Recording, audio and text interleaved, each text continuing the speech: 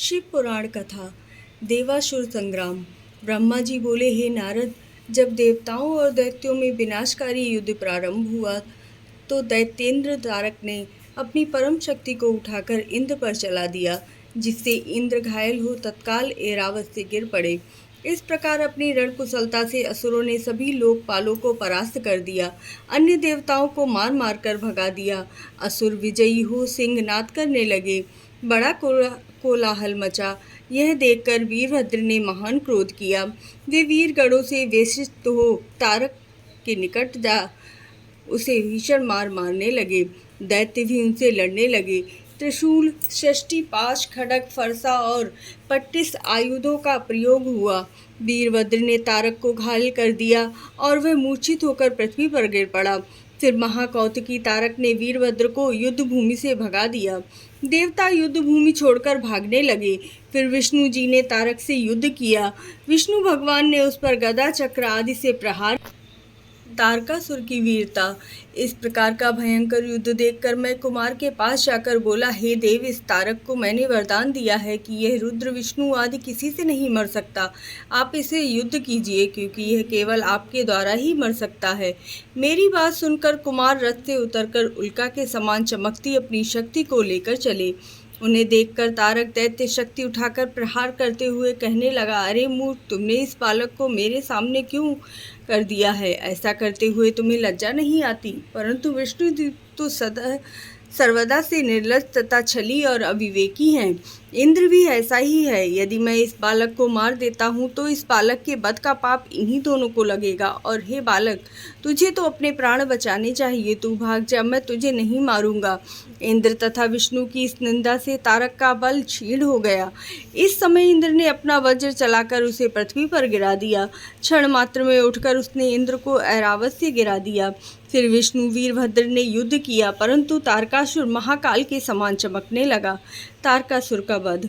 अब शिवजी के चरणों का ध्यान करके कुमार अपने असंख्य वीरों के साथ उठे और उस दुष्ट असुर को मारने हेतु करने लगे। देवताओं ने जय जयकार की, ऋषियों ने उनकी स्तुति की। तारकासुर और कुमार का भयानक युद्ध हुआ। दोनों वीर हाथ में शक्ति लेकर युद्ध करने लगे। मंत्रों से दोनों के शरीर घायल हो गए। देवता बैठकर संग्राम देखने लगे। फिर कुमार ने शिव और पार्वती को मन ही मन प्रणाम करके एक प्रबल शक्ति असुर पर चलाई। उससे वह विदीर्ण होकर पृथ्वी पर गिर पड़ा। इस प्रकार देवों की जय हुई, महा आनंद छा गया। माता पार्वती ने स्नेहवश कुमार को गोद में उठा लिया और प्यार करने लगी। इसके बाद कुमार ने क्रोच पर्वत को पीड़ित करने वाले दैत्य वाणासुर का वहीं बैठे बाण से संहार कर दिया। इस पर शेष पुत्र कुमुद ने कुमार की भारी प्रशंसा की। गणेश चरित्र। नारद जी बोले, हे ब्राह्मण, कुमार का यह अमृतमय चरित्र तो मैंने सुना। अब कृपा कर गणेश जी का मंगलमय चरित्र सुनाइए। एक बार परमेश्वरी जगदम्बा की सखियां जया और विजया ने कहा, माता शंकर भगवान के तो असंख्य गण हैं, पर उन पर हमारा कुछ भी अधिकार नहीं चलता। अतः है पुण्यशीले, हमारा भी कोई गण होना। फिर एक दिन पार्वती जी स्नान कर रही थी, तब नंदीश्वर द्वार पर बैठे थे। उसी समय शंकर जी घर में अंदर आए। इससे पार्वती जी को लज्जा हुई तथा उन्हें अपनी सखी के वचन का स्मरण हो आया।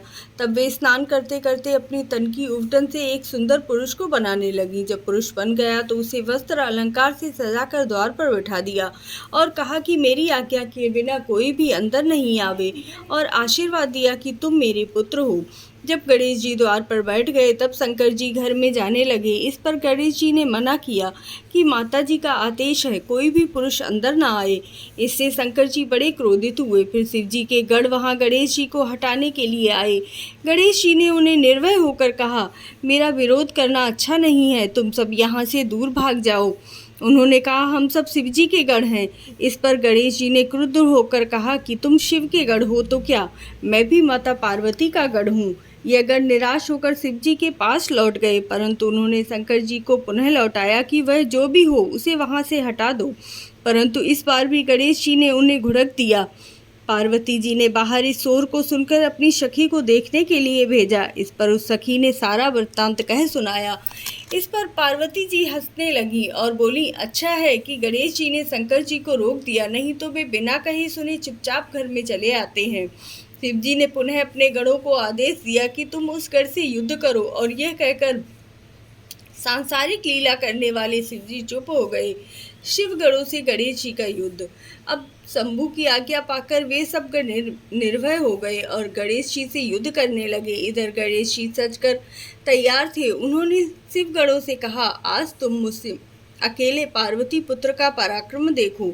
तब शिव के अनेक गण उन पर टूट पड़े। शिवगणों से गणेश ने अकेले ही युद्ध किया, परंतु शिव के गण उनका कुछ भी न बिगाड़ सके।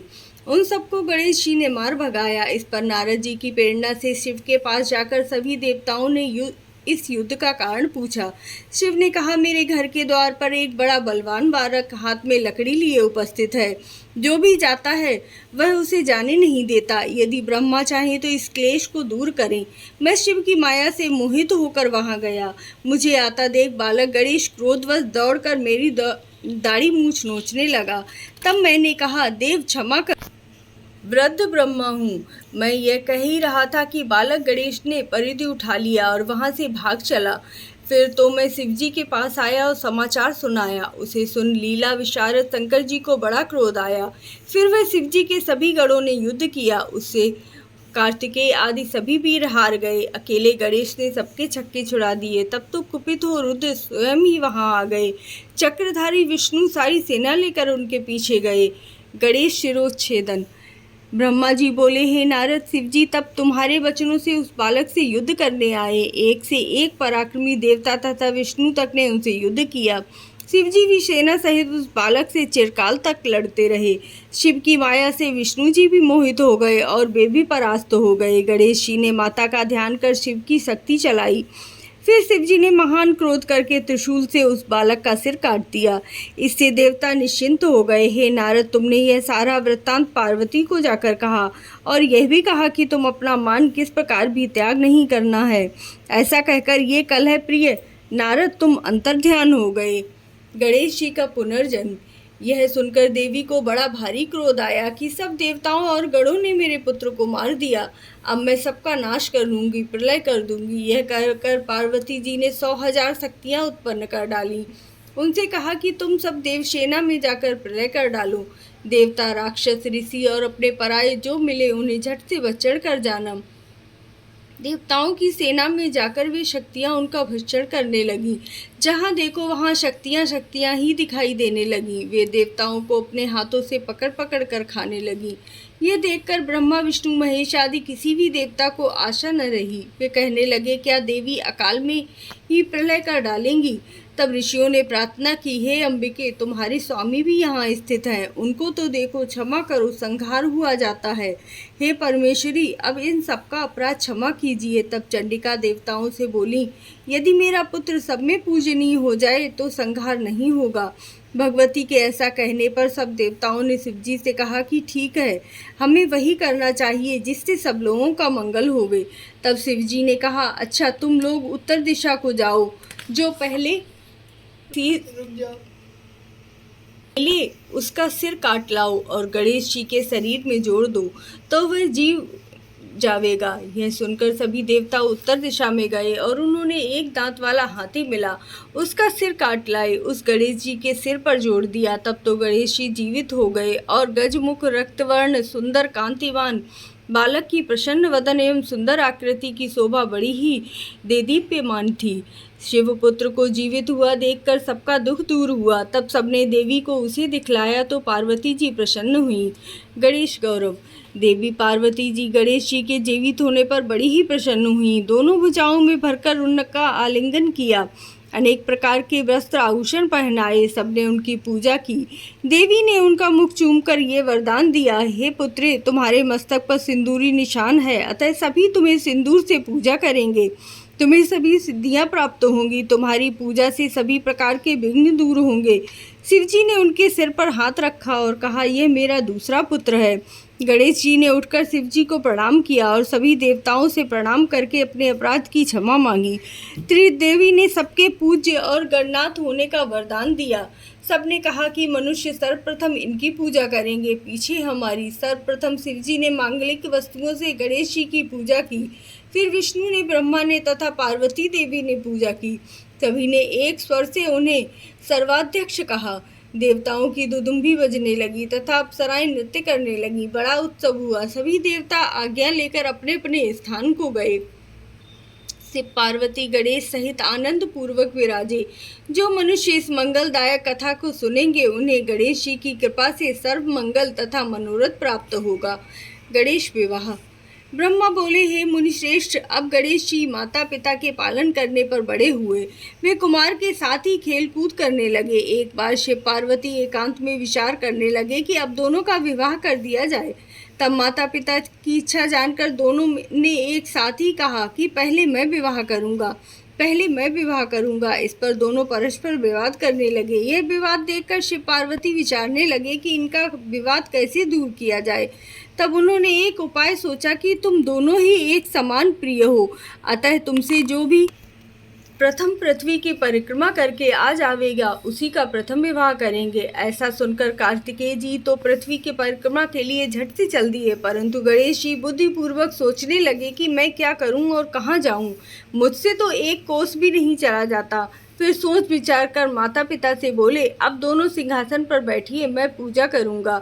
तब पार्वती और शिव जी गणेश जी की पूजा ग्रहण करने बैठ गए। गणेश जी ने दोनों की पूजा की, परिक्रमा की, फिर स्तुति करके माता पिता से बोले, अब आप मेरा विवाह कर दीजिए। शिव जी ने पूछा, क्या तुम पृथ्वी की परिक्रमा कर आए हो? कुमार गए हैं, जाओ तुम भी शीघ्र परिक्रमा कराओ। गणेश जी हाथ जोड़कर बोले, जब मैंने आपकी 7 बार परिक्रमा कर ली, तब आप कैसे कह सकते हैं कि परिक्रमा कराओ? क्या इसमें पृथ्वी की परिक्रमा नहीं हुई? क्या यह वेद शास्त्र असत्य हो जाएंगे? अतएव आपको शीघ्र ही मेरा विवाह कर देना चाहिए। पुत्र की यह बुद्धिमानी की बात सुनकर माता पिता चुप हो गए। इस पर जगत के माता पिता पार्वती शंकर जी गणेश जी से बोले, हे पुत्र, तुम्हारा कथन यथार्थ है, तुम्हारी बात हमने मान ली है। इस प्रकार उन्हें आश्वासन देकर शिव पार्वती ने उनके विवाह की इच्छा की। इसके बाद प्रजापति ने अपनी कन्या सिद्धि और बुद्धि को विवाह के लिए शिव जी के पास आकर बातचीत की। शिव जी ने उनका प्रस्ताव स्वीकार करके गणेश जी का विवाह निश्चित कर दिया। शिव के विवाह की भांति ही सभी देवता इस विवाह में आए। विश्वकर्मा ने गणेश जी का विवाह किया। गणेश जी प्रसन्न हुए। बहुत समय बाद गणेश जी ने दोनों स्त्रियों से 2 सुंदर पुत्र उत्पन्न हुए। सिद्धि से क्षेम और बुद्धि से लाभ नामक पुत्र हुए। इसके बाद कार्तिकेय जी पृथ्वी की परिक्रमा से लौटे। नारद जी ने रास्ते में उन्हें यह सारा हाल कह सुनाया। तब कुमार ने क्रोध की सीमा न रही और माता पिता को प्रणाम करके उनके मना करने पर भी वह क्रोच पर्वत पर तप करने लगे। कुमार के विरह में पार्वती जी को भारी दुख हुआ।